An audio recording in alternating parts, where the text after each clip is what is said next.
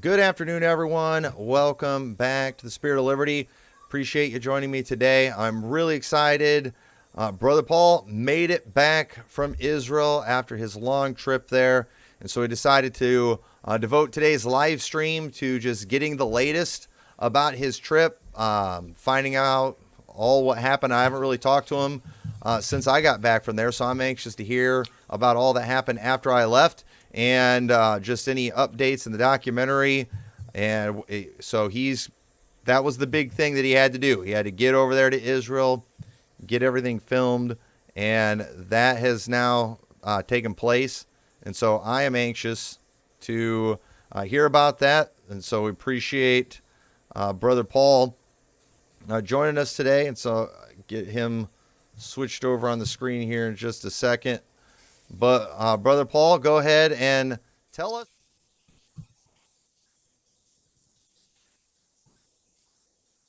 Well, it is really good to be back to the USA. You know, when you leave the country, you really get an appreciation for America. And, as much as I loved the food, it was awesome getting back to my wife's cooking and everything. But for those of you who don't know anything about the film or what's been happening, I took about a month trip over to Israel and filmed an entire documentary while over there. The film is talking about the temple location, the true temple location. We go into that. It also gets into a few other things that we'll talk about later today. But the trip went really successful. I'm super proud of everything we got. Of course, I made a lot of mistakes like I do in every film. And that's kind of what you do is kind of overcome each little mistake and challenge. But all in all, I think the trip went amazing. I definitely have a film now. So I have been back now about a week, a little over a week, and I've already put together a trailer. So it's still going to be a little bit before it comes out, but I got the trailer done. I think I'm happy with the trailer. And so hopefully that brings some more attention to the project and gets people excited about this film. So when do you think that trailer will be done? I'm hoping to have it out in a couple weeks. I have to send it over to audio. So as soon as the audio is done, I'm gonna try to, get some music done for it and get a score. But yeah, I'm excited about the film. I think it's going to be a fantastic film. I do have a little bit more I have to shoot for the film, but I have enough right now to get the majority of the edit finished and just wait for those shoots to come up, little just pick up shots, and then we will have the film done hopefully by summer of this year. That's what we're shooting for. Maybe earlier, but just to give me some extra time, probably summer. That's exciting. So what was it like being in Israel for, what was it, 40 days that you were over there? I mean, so you got to spend a lot of time over there. And so, now that and I know you'd been in, mainly the Palestinian area before, but, what do you think about Israel after spending that much time there? Are you growing to love the place? Do you hate it? Yeah, no, I definitely have grown to love the place. I mean, honestly, I really loved being over there. I loved every day seeing different locations that Jesus actually went to and walked through, and just to see all the ruins that are over there from past empires, and just to see the places where Josiah was killed, and that was just really, really neat. And I really feel like it brought me closer to the word, because when you read the Bible, sometimes you can't really picture where things happened, or and that's a big part of understanding the text, is when you can know, oh, it's just right there, and then it helps you put together other pieces of the Bible faster and better. And so I definitely feel like I'm going to get a lot more out of my Bible reading after this trip for sure. Oh yeah, one of the things I've noticed too, especially after coming back, is a lot of how the Bible is written. And we don't think about this until you just kind of go over there and visualize these things. But a lot of the way the scripture is written, it's written as if the people they are writing to know the places that they're talking about, because often the people that they were writing to knew the places they were talking about, because they're writing about their land. They're talking about the different borders and the different mountains and the different towns and the different rivers and all those things. And so, it's a lot of stuff that when we read in the Bible, we just kind of gloss over it because it means nothing to us if we've never been to that area or seen it. But it was written in a way to let people know exactly where they are talking about. And so while, so much has changed, thousands of years later, there are certain things that, we can still tell. And so it really makes it interesting when we're reading those scriptures and you think about that. So, yeah, I'll say the same thing too, because, ever since I got back, I've just been kind of wanting to go back over there again. I thought I kind of got my fill after being over there for a couple weeks, but, I've been talking with my boys about taking just a short trip, spending a few days in Jerusalem if we can find, cheap enough plane tickets, because I figured out how we could do it without renting a car, just do everything on foot. And I'm really kind of itching to get back over there. I've got a pastor friend on Facebook who's been sharing pictures. He's over there right now, and I'm just like, I'm getting the twitches over here, wanting to get back over there. Yeah. And you know what, that's what is so special about this film, is I feel like a lot of people don't know the locations of things. And so that's why we want to really go through some of the traditional sites and show how, a lot of things that we believe today is through tradition. And so I think that this film is just going to be really eye-opening for a lot of people. Yep. Pastor Randall just asked when the marathon was. I think that's coming up in like March or April. But I've already decided I'm not going to Israel and running a marathon, just because if I do, I'm going to be so sore when I'm done. I'm not going to be able to do the walking around the rest of the place. And you got to do a lot of walking around there. Well, so, you're basically doing a marathon just by going over there and seeing the sights anyways. Yeah. So I'm always so messed up after a half marathon.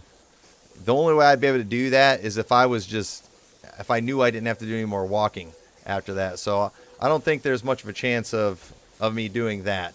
But yeah, so back when it comes to these places in Israel too, people who've been over there, dude, they immediately become very interested in all the geography and everything that goes with it. And it was the same thing with me. I never really cared about it before. A lot of people listening to this are like, I don't really care about that. But there's something about once you've been there and you've kind of learned what took place there and you understand what you're looking at. Because while there's a lot of cool buildings and things over there, when you're looking at pictures of just buildings, if you don't know the stories behind them, you don't know the history, it's not nearly as interesting. And so the thing is, because there are so many people who have taken these trips over there, you're going to have a large number of people who are going to be very interested in this film. While you're going to have others that probably aren't that interested, maybe this will spark an interest.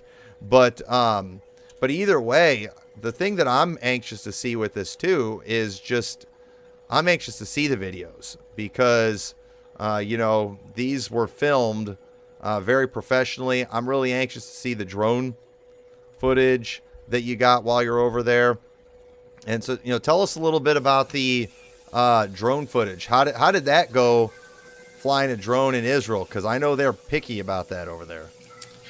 Right. So the first day that the drone guy showed up was a little bit kind of stressful, because we applied for the permit to fly the drone. We got approved. And then so we thought everything was going to be great. And then the drone guy came over. He tried to turn on his drone, and the drone wouldn't even start up. So I'm like, what in the world? It was flashing that you can't start up the drone because you're in a red zone. Basically, you're limited.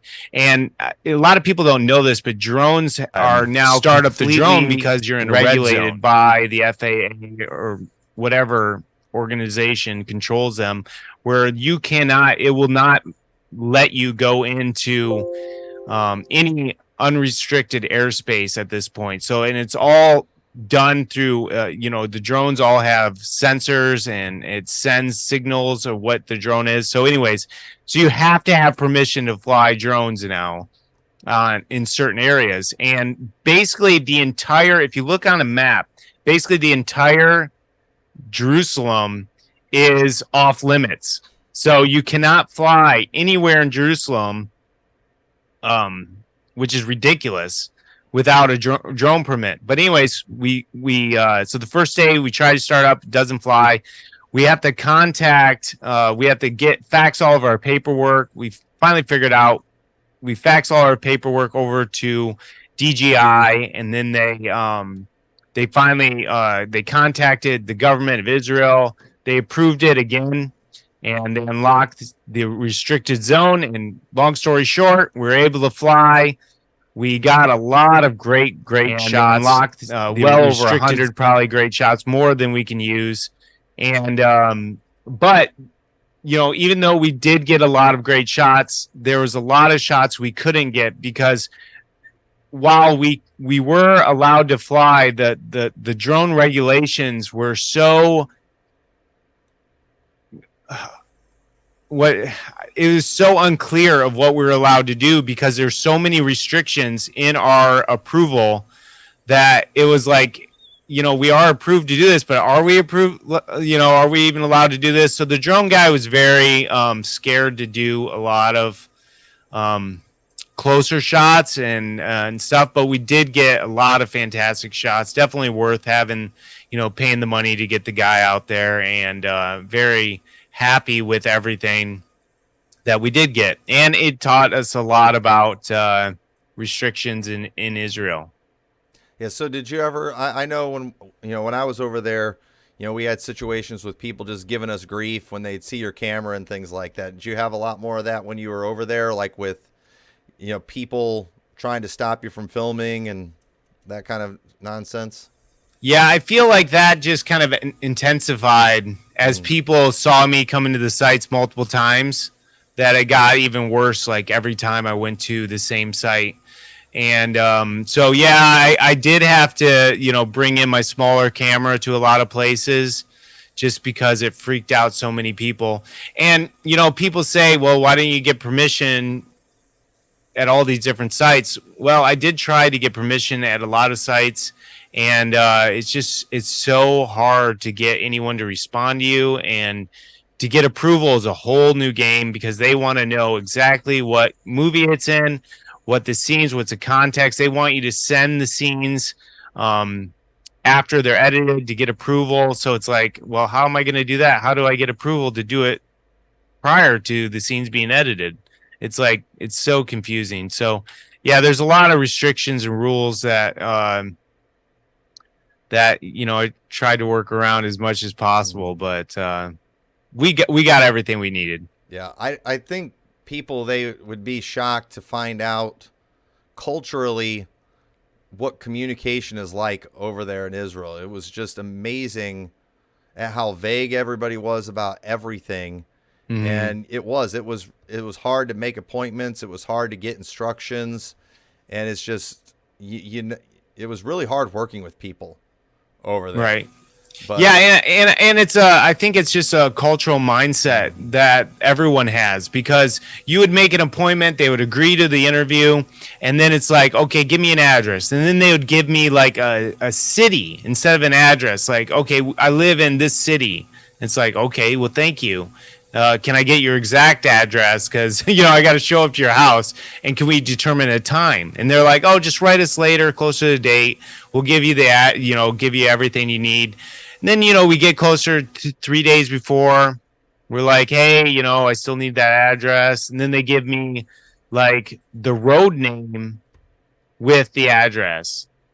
And it's like, no, I need your full address. I need your apartment number. If you have an apartment, I need everything. So it was nonstop problems and communication back and forth. And then people would just they would forget about the appointments. And one of the tour guides that we had booked totally forgot our appointment. We had to call him and be like, hey, we planned our whole day around this. And then he showed up like 3 hours later, and it's like, oh, yeah. So it's just kind of how everyone is, though. Yeah. Well, yeah, and we had the same problem too, because we wanted to go to church, and I contacted this pastor that somebody had told me about, and tried to find out where his church was because they don't have a website. So I email him, hey, looking to go to your church, for a church to go to on Sunday, wondering about your service times and everything, address, and then he just responds with, we don't have church on Sunday. Okay. So when, so then I got to respond again. So when do you have services? We'd like to come whenever it is. And so anyway, by the time we do back and forth and he's not giving me the information. And then finally on Friday night, he tells me we have our services on Friday night, and it was already over. And it was just like, you could have told me that on the first email. Just said, well, we don't have service on Sunday. Here's our service times. Friday night, Right. This time, this location. And it was just, that blew my mind. And then at first I was like, what is wrong with this guy? But then, you were having that same problem with everybody out there. And this guy's an American, though. But I'm like, I think the culture's rubbing off on him, where everybody's just vague about details or just don't give details. And it's like, I can't just go driving around Israel seeing if I could come up on your Baptist church. I don't even know what town he was in. So, Right. that whole thing was weird. But, so after being over there 40 days, doing interviews, talking with people, has your mindset changed much on where you're wanting to go with this documentary? Yeah, and we talked a little bit about it on the last stream we did with you, but for those of you who didn't hear that last stream, my mindset's definitely changed about the whole idea of the third temple. And it was starting to change prior to going over there, but then once going over there and we had that conversation with the Temple Institute and saw all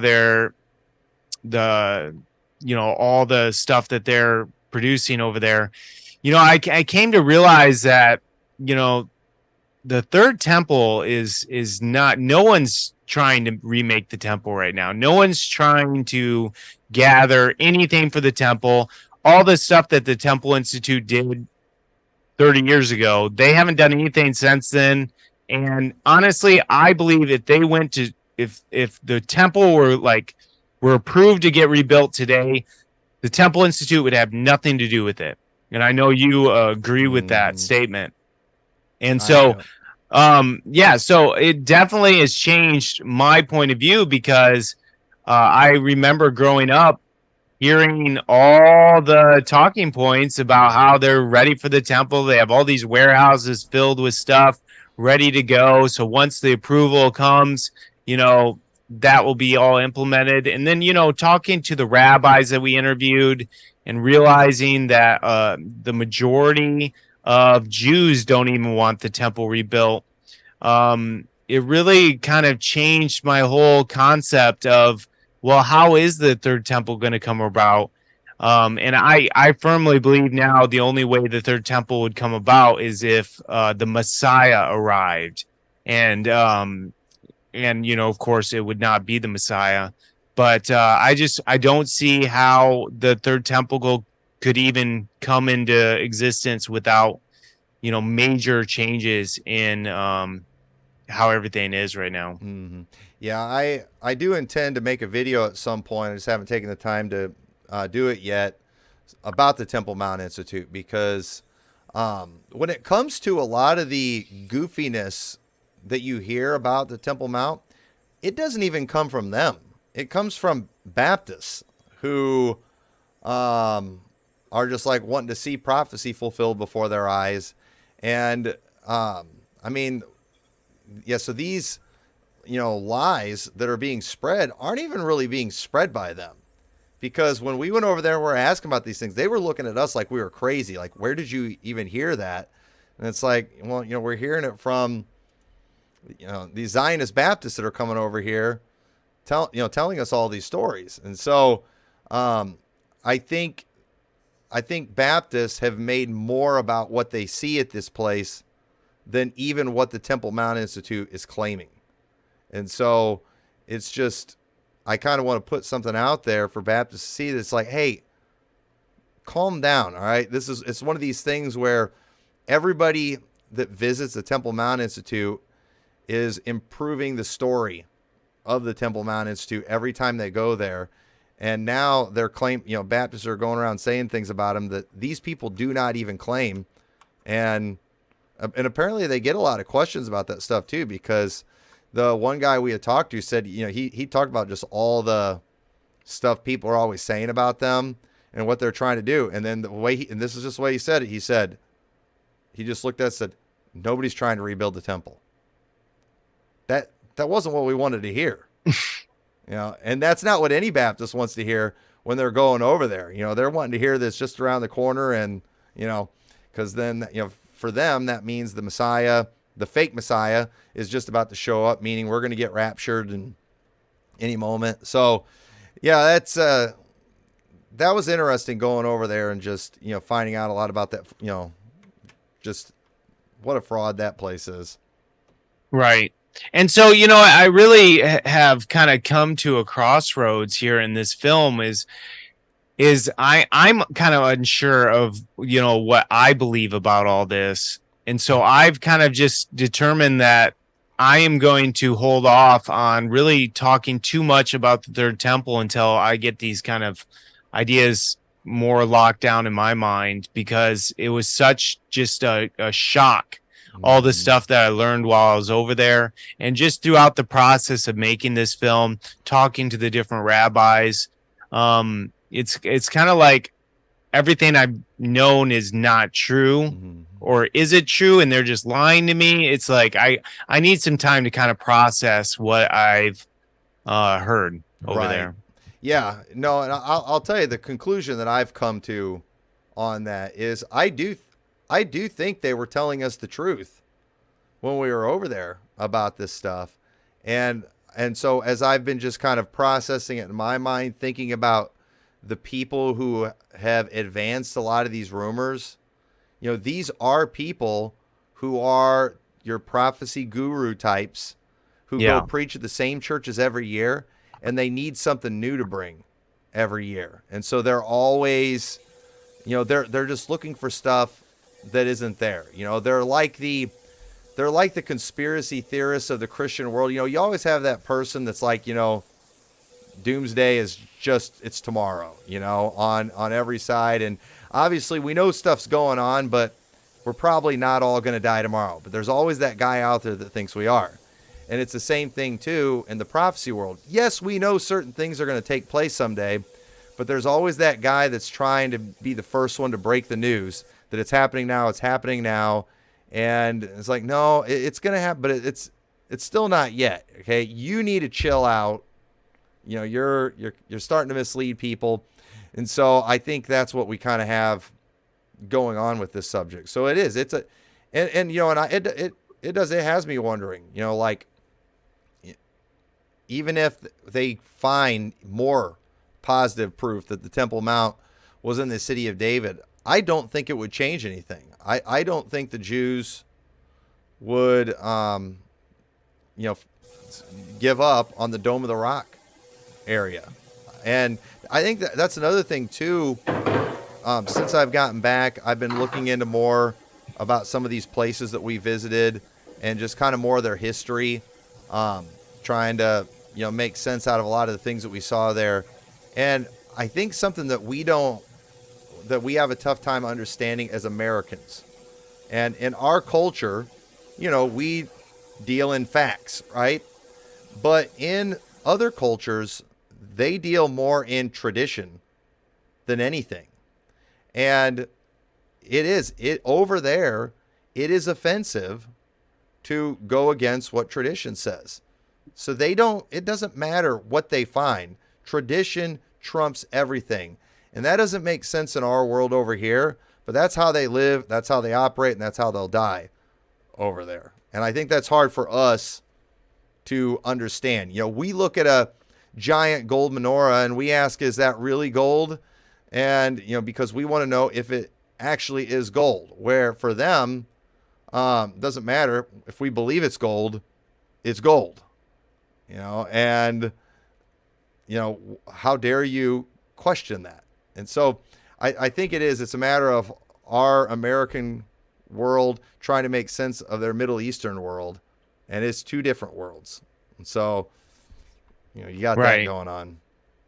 And so, because of all these things that we've kind of heard over there, I quickly decided that I'm going to have to go back to my original concept for the film. And that is to mainly just talk about the temple location and where that is, and also bring it and talk about tradition as well as other elements. Mm-hmm. But because of that, I quickly decided, because I had about 10 interviews scheduled later that week. So I had a packed schedule full of interviews, and all those interviews were on a subject that I wasn't wanting to do. And almost all those interviews, they wanted money for the interviews. Mm-hmm. A lot of them wanted money for the interviews. And so I just decided, it's going to save me so much money if I just cancel these interviews and time, because I scheduled a lot of the interviews while the drone guy was actually in town, because I knew he could help me with the lighting and just setting up and just carrying things. So that's why I set it up then. And so I decided that, I'm going to cancel most. So I canceled 80% of the interviews that I had scheduled. And, it was hard for me to do that because I worked so hard to get those interviews booked. I worked so hard at watching hours and hours of footage on them and, formulating all the questions. But I just decided, I have to do it. It's going to save me a ton of money. And it's just, I don't want to shoot a bunch of stuff that is not going to help this film right now, because I really need to spend my money the correct way. And so, I decided to do it. I'm really happy and thankful I did that, because I was able to achieve a lot more by doing that. And, I'm very happy with the movie we have. I think it's going to be one of my best films yet. And I think it's going to be very eye-opening to a lot of people. And so, but we did get 2 interviews that I knew weren't going to make it in this film now that the idea for the film changed, because they were such bombshell interviews. So I did get 2 amazing interviews that we will put into a film someday about the historical Jesus. Who was the historical Jesus? And we got 2 interviews that is just the best interviews I've ever got in my entire life. And so I really am glad I got those interviews, but they'll have to go in a different film. Mm-hmm.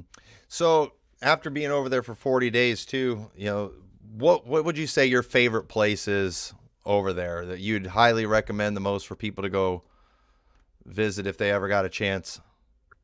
Well, hands down, I would say my favorite place is the city of David and all the surrounding parts to the city of David.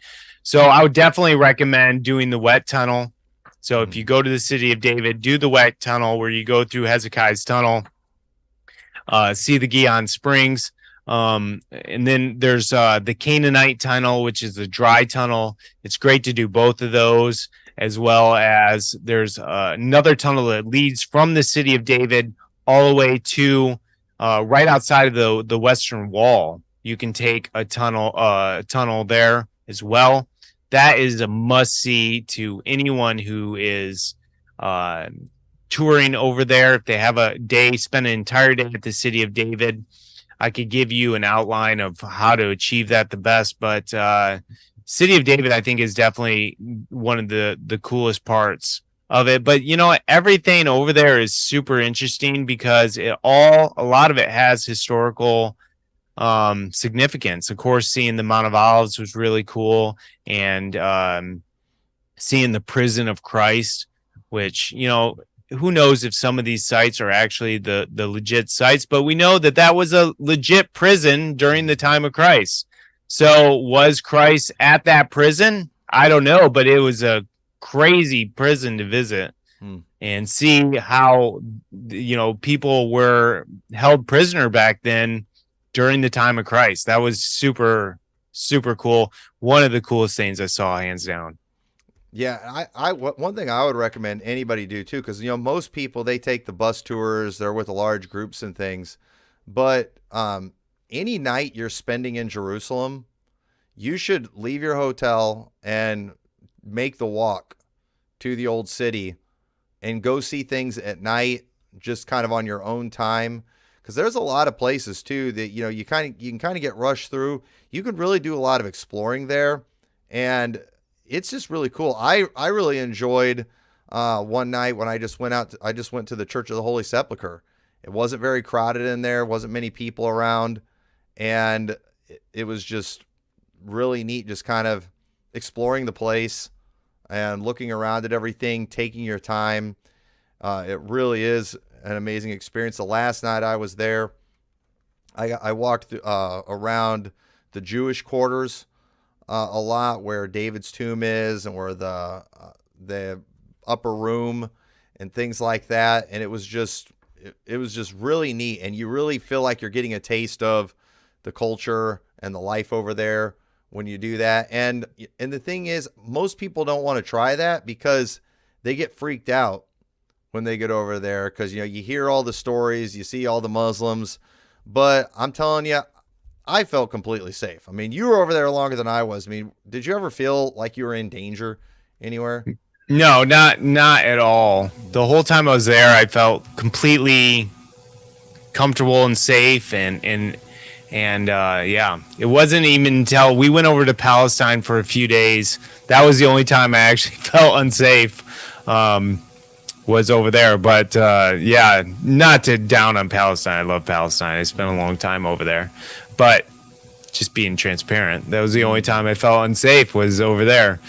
So yeah, I definitely felt totally safe, and that is the way to explore things. It's just walking around, because you cannot drive. It's so hard to find parking that you just have to walk. Mm-hmm.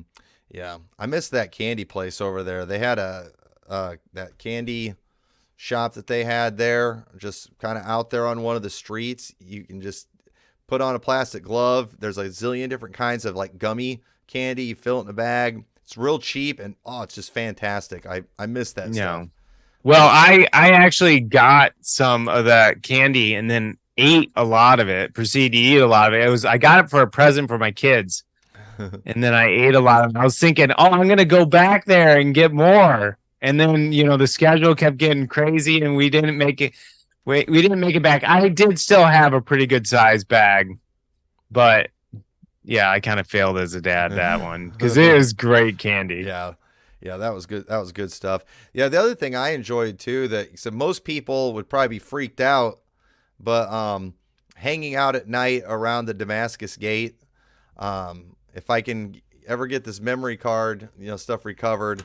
I did a 360 video, just sitting out there in this step area, just eating food and just kind of watching everybody. And it's like all Muslims around, all Muslims. But I know we're Baptists and we're supposed to be, hostile towards everything. But I mean, they were nice folks, and I didn't feel scared. And their kids run around and giggle and goof off, and they laugh and have conversations and all those things like we do. And I enjoyed just kind of sitting around watching and observing everybody. It was really a good time. Right. Not only the Muslims really nice and you felt totally safe. They were super friendly. When Mm-hmm. if you had to ask for directions for someone, you ask a Muslim, because if you asked a Jew, they'd be like, they literally like push you out, like go from me, like Mm-hmm. you're not worth my time. Like that happened to me so many times. I actually my car battery died on the side of the road, and I must ask 40 different people for a jump, and none of all the Jews were like, get away from me. But all the Arabs tried to help me, and like Mm. they looked through their car trying to find a jump. Sorry, man, no jumper cables. But yeah, it's the only problems I ever ran into is whenever I was communicating with Jews. Yeah, yeah, and but and people just accuse us of some kind of label, but at the same time, the rest of the Baptists, they're terrible. How they talk about the Muslims, and that's no negative labels there, but it's like I don't think these people have actually ever been to some of these places and actually been around the people. I think if they did, it would probably change their mind quite a bit on a lot of this stuff. But yeah, so Do you want to take phone calls? yeah. Because we could the phone number is 231-652-6800. That's 231-652-6800. If you want to call in and just ask a question, if you have a question about the film, or if you have a question for Pastor McMurtry, I'm sure he'd be happy to answer as well. Yeah, for sure. Definitely call. I put the number in the chat there, so you can give us a call and let us know what you think. But yeah, no, I think that there's going to be a lot of interest in this. I've uploaded some videos recently. I just did a short about the True Temple Mount location. It's got like a ton of views, ton of people leaving comments on there that they understand that the city of David is the spot. A lot of people know about it. A lot of people know that the Wailing Wall is a part of the Roman fort. I did another video about the Wailing Wall, and there's tons of people on there. That's not from Solomon's Temple. That's from Roman Fortress Antonia. So a lot of people know the truth about this, but there's not been anything very well produced, put out there in the mainstream for people to see.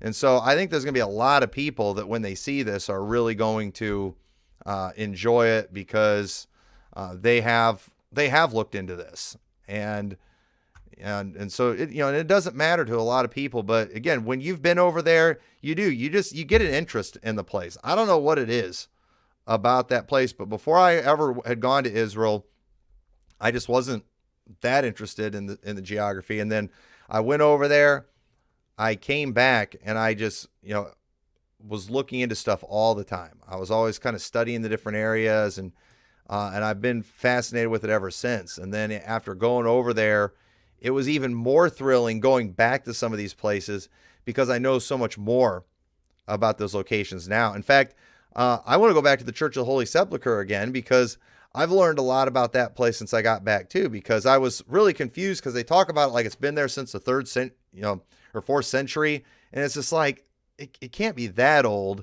But I was interested in the history, and so I looked into it. And while they did build a church there in the 4th century, it has been destroyed and rebuilt, a couple different times throughout history. I was confused about the tomb, because it's like a thing that they built. There's no cave or anything like that. But I found out that it's something that the cave has actually been destroyed over the years, and even in pretty recent history, there was an earthquake that destroyed a lot of it. And so pretty much all that's left is just like the slab on the bottom where his body would have laid. And so that's why there's not a cave there. So, Right. And I don't think that was the spot, but either way, there's 1,700 years of history there. There's 1,700 years people have been going there, visiting it as the tomb of Christ, or as the place where he died on the cross. And so, there is a ton of history there. So it's still interesting, and it's still an amazing, bit of architecture to go look at. Right. And the Church of the Holy Sepulchre is actually the main focus of the trailer that we're putting out because, when you get the location of the temple wrong, it really changes the location of a lot of different events, like where Jesus was crucified. So the film is going to be super interesting because it goes into, where no one knows exactly where these things are, but it's definitely not at the location of the Temple Mount. And so that's what we're proving. And then, if you put it down in a different spot, then what other events does that change? And of course, the crucifixion of Jesus would be one of them. So we show what we believe about that event and where it took place, which I think a lot of people are going to find very interesting as well. Yeah. Yeah, and I've been, just since I got back, I started, reading Eusebius again too, and just kind of getting that history, from his perspective, now that I've been over there, and, a lot of what people believe about, history and locations and things like that is from his writings too. He's referenced a lot, but, the one thing that is kind of is a fact that when it comes to all these, the official locations of all these things, not necessarily the actual locations. I think when it comes to the actual locations, nobody really knows. But when it comes to the place, these locations, it has been believed that these were the spots since the 4th century. And so a lot of your history, Eusebius was from around that time. And so he's even, even him writing about these things, a couple hundred years after the fact, a lot is going to be lost in history. A lot of things aren't going to be completely accurate. And I do think that, Constantine being the one to kind of legalize Christianity, but also really corrupt it in a great way.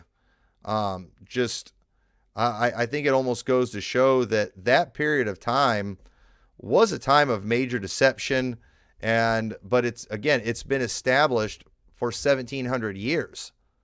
And so you're not going to change the Jews' mind about these things.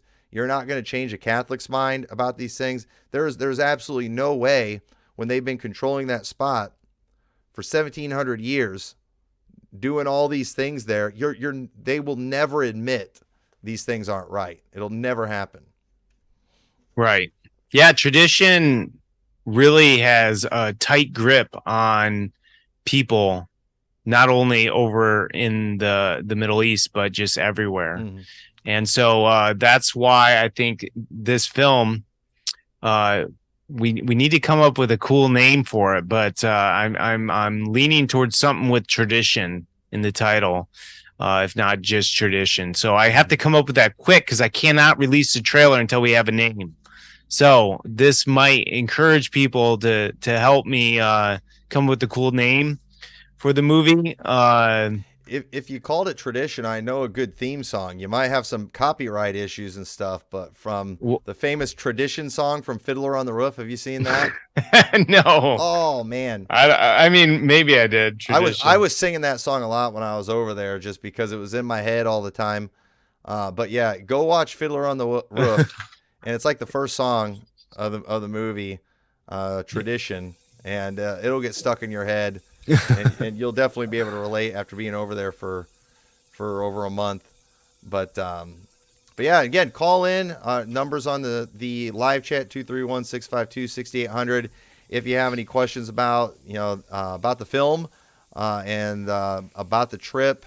And so I know we've talked about kind of some of your favorite places and things like that, but I guess, what would you say were some of your great moments that you felt like you had over there that was like, this is awesome to be here? Well, go ahead. I think, going into the trip, I was unsure of a lot of things, whether I would get an interview with Robert Kernuk. We've been going back and forth for months trying to schedule a time for me to do an interview. And he was there at the same time, but he was doing he had a tour group of 80 people. So he had commitments to them and I was kind of just like, if he could fit me in, he would do it. Mm. So, but we ended up doing a lot of shoots over the course of 2 days. Not enough to get a full film. That's why I do have a little bit of a pickups, but we got a lot more than I thought I would get. And so I think that was the most successful because, you know, his knowledge on the subject and his expertise on the subject is very, very important to.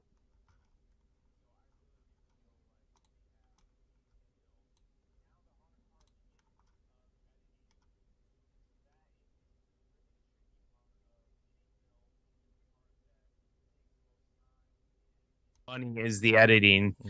Luckily, we won't have to buy as much stock footage for this film because we do have, we don't have any news reports or anything, and we did get a lot of footage from all the locations we're discussing in the film. So we don't have a lot of stock footage, but it's just you know, the sound and also the graphics. We have a lot of graphics that we're doing for this film that is going to cost a lot of money. And so if you can support the film, make sure you do that. Go to framingtheworld.com. Just scroll down the page a little bit. You'll see the temple film there, and click on it. There'll also be a link in the description of this video you can click on and donate to the film. We're you know, every little bit helps, but we really are hoping to get a few more producers on board here, and now's the time to do it before the trailer comes out. And of course, if you guys have a good name for the title of the film, let us know because we have to pick something here soon. But Yeah. it was a great trip. Yeah. So tell everybody a little bit about Eli Shukron. How did that interview go? He right here's a picture of Robert Cornuke on the right. He was super interesting. But then Eli Shukron, he was another interesting individual that I know. I know you were planning on doing an interview with him. You filmed a little bit here. That's when I took this picture. We were down there on the at the what they call the altar of Melchizedek. And how did that interview with him go? That interview went amazing. I was like almost tearing up like as he was speaking, and so I think that's going to be a real powerful to hear what he had to say about the location. He did a great job. He really delivered for us, and so I really appreciate it. Him getting us into that site, because that site that we did the interview in is totally blocked off to tourists, and so the only way down there is to know him or someone involved with the excavation of that site. So we're real fortunate to get down there. I'm sure in the next 5 years or so they'll open that site to tourists, but for now it's totally blocked off. So I'm very I feel very fortunate that all these things have kind of, you know, it's not, they didn't come by chance though. You know, everything that's happened in this film has really been of God. You know, getting the first round of interviews booked and shot, you know, and the money that all came in for those interviews to help me get that done was just, it was an act of God that it all happened. And then of course this second round, me going over there for so long, wouldn't have been able to happen if, you know, if people listening out there didn't support us. And so you know, I'm really thankful to everyone who has supported this film over the last year. I mean, really since 2020 we've been shooting this. I haven't worked on it the whole time. I made 3 other films, but you know, I would come back to this film because this has been a real passion of mine, is this topic of the location of Solomon's temple. And I think you know, where Jesus was crucified is also a super interesting thought. And so when you put these different elements together in your mind and you realize that the locations are probably in a different spot, it really does make the Bible come to life. It really does make everything interesting. And so that's what we're hoping to achieve with this film, is really to let the audience, see these awesome discoveries, and to make the Bible become more real for them as well. Yeah, yeah, I agree. So was Eli Shukron, was he the one that found that Ultra Melchizedek area? Yeah, and he's the one that discovered the golden bell, Oh, which that's is right. which is they found a golden bell that was on the priest's garment. It was a little tiny bell that the priest wore around the tassel of their garment that they had. I forget how many of them, but which that was a super cool finding. And those that are listening out there, just Google the sound of the golden bell.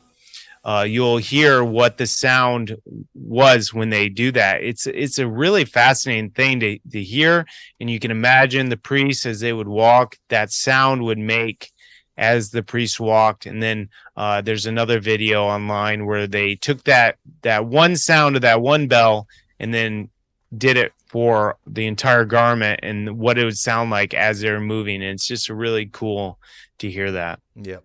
So, somebody asked how different is the crucifixion site from the mainstream one, and it is very different. When you, 'cause, again, 2,000 years later, it's hard to picture anything. But like the Protestant crucifixion spot, when you look at it, it's just like it doesn't make a whole lot of sense. I mean, it's a cool visual because you got that hill that kind of looks like it has a face in it a little bit, and place of the skull, all that kind of stuff. But it's just like, it really is kind of a letdown. You just don't feel like it's right. And then the Church of the Holy Sepulchre, when I went over there, I was told that they knew that couldn't be the place because the Bible said Jesus was taken outside the city walls, which is true. The thing is, and the Church of the Holy Sepulchre is inside the walls. The one documentary I watched about that, though, explained, though, that the wall that it's inside was one that was built after the time of Christ. So, and so that very well could be. But the place where, we tend to believe that the crucifixion happened, it makes a ton of sense just because in the Bible, when you read about the location of where the soldiers were and then, where the temple was, everything kind of makes sense that they would have done something too kind of inside of the temple, because it was the religious Jews that wanted it done. They were doing it for them. It makes sense that they would do it on a main pathway going through the city that everyone's going to see. And so, it's kind of hard to explain. I don't have the visuals in front of me, but when you're standing in the spot where we tend to believe it happened, it makes a lot of sense. The problem is there's going to be no tourist money for that because, again, we don't know the exact spot, and there's houses everywhere where that's right. at. But can you imagine living in the house if somehow you found out my house is the spot where Jesus died on the cross? I mean, that'd be pretty cool. But yep. I don't think they'll ever be able to find it, though. No, because those houses will never be torn down. Mm-hmm. So unless some cataclysm happened. And in that area, we might have talked about this last time too, and I know you got to see this. I didn't get to see it.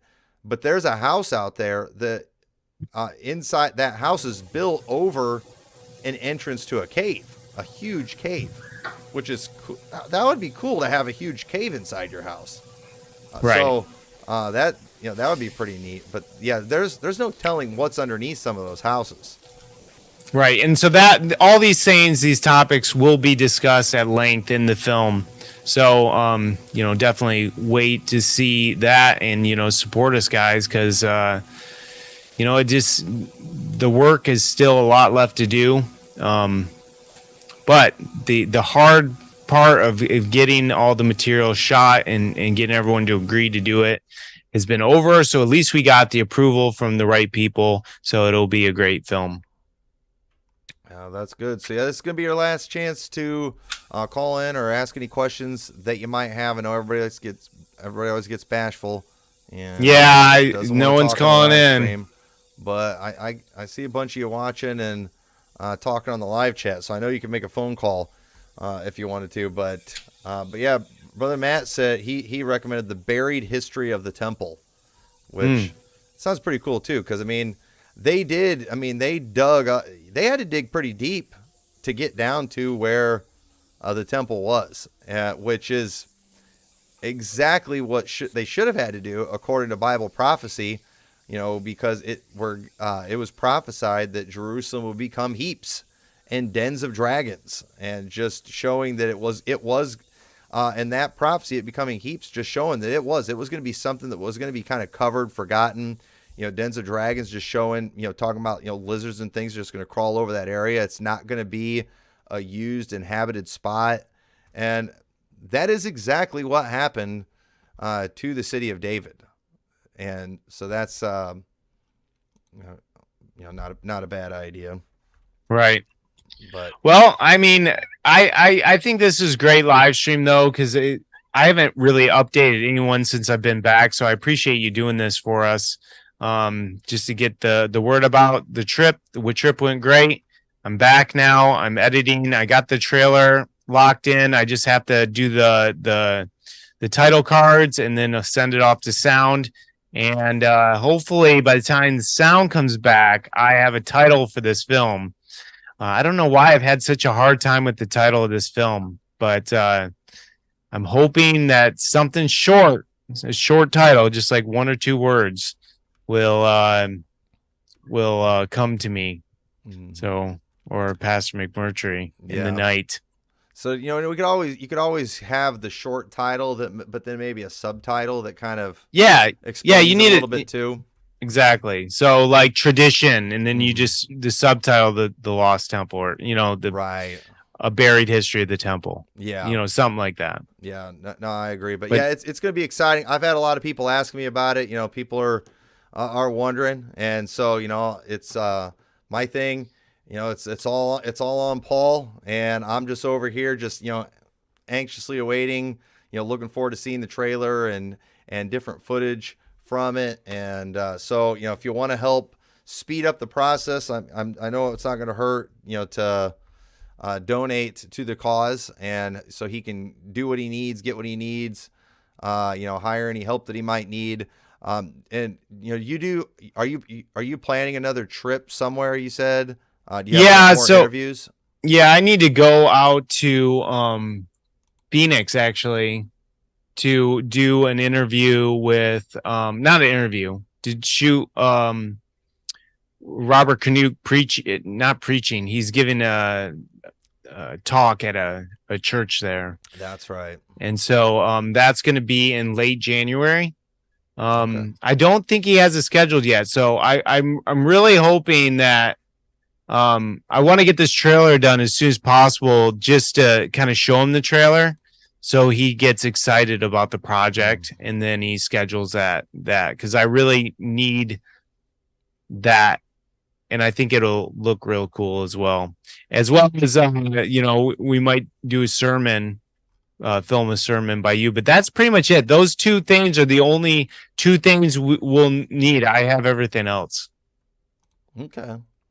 Well, yeah. Well, hey, I know I'm excited about it, and appreciate you coming on here and just kind of giving everybody an update. And yeah, we're definitely. I was just, I was afraid that something was going to happen, and they were going to seize your hard drives and stuff while you were over there, and you weren't going to get your footage.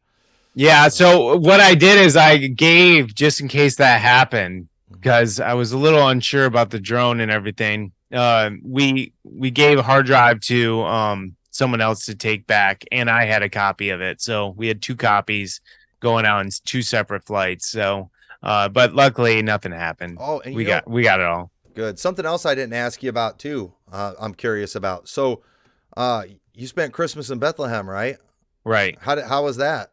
Yeah, it's not probably my finest hour. Really? Spending Christmas in Bethlehem. Probably not. I would not recommend anybody to go to Bethlehem on Christmas. Was it super crowded? It was wild. It was the wild. I remember I was there in 2019. I spent a few weeks there in 2019. So peaceful and calm, and everyone was so chill and nice. And going there for Christmas is like going to I like Yankees game on during the World Series or something. Like it was insane. There was people everywhere. They blocked off the whole mountain. So you could not drive anywhere up the mountain. It was chaos. It was just confusion. It was like, it was rough. Not a good place to have a rental car. Is Bethlehem on Christmas Day. Nowhere to park. Literally nowhere to park. We could not find a place we drove around for hours. Yeah, so I would not recommend Bethlehem on Christmas, but I'd recommend Bethlehem on any other day except for Christmas. Okay. Yeah, because I was picturing in my head, what I had pictured in my head just sounded wonderful. Yeah. Amazing. Yeah. So nice. Such a great idea I had is going to Bethlehem on Christmas. No. Terrible idea. That's probably like going to the tomb on Easter, I guess. It is, yeah. You probably don't want to do that. But what did your family think about everything over there? They loved it. Yeah, everyone had a blast. Good. Well, all right. Well, hey, appreciate everybody joining us on the live stream. We got a link in the description if you'd like to donate to the project. I know that would be a blessing and encouragement. Spread the word about this, and I know this is a subject that a lot of people are interested in, so we definitely want to get the word out there about it. I think there's a lot of people that are going to get a lot from it, and hopefully too it can be used to reach some people with the truth about Jesus Christ. That's the main thing, and hopefully too help even Christians have a better understanding of why there is no temple anymore. We all get that there's not a temple, but there's a lot of really interesting doctrinal significance to that too, and so I'm hoping that this can be used to help with that. And so anyway, thank you all for joining us, and we'll see y'all next time.